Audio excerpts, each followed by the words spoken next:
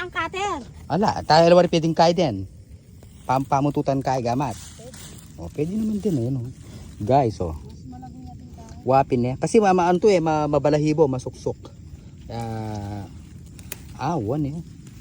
Dapat talaga may cutter. Hindi tayo prepared kasi bigla tayong nag-crave ng talbos ng kalabasa guys. Ayan. With bulaklak. Uwa kasi po tapi naman nadakurak mula. Diba guys? Oh, ang sarap. Ang bango. Siyempre. Ano yun eh, pag nagtanim ka kasi, di ba? Ano talaga, inaalagaan.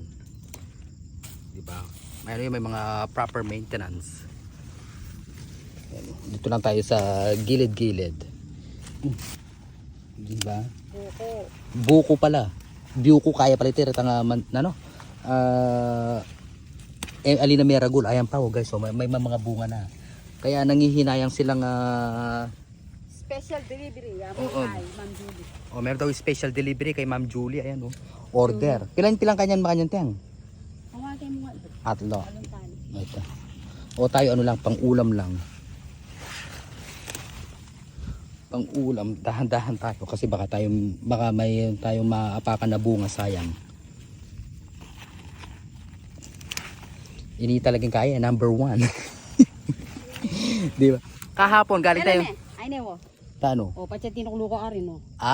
Makaya na eh. Wow, wapin. Ito mo. Wapin na kalakalali daw, dahan-dahan. Kahapon kasi galing tayo ng San Nicolas, nagipamiesta tayo. O, dahil puro baboy at karne kinain natin, manok. So ngayon gulay naman. Para balance. Balance diet.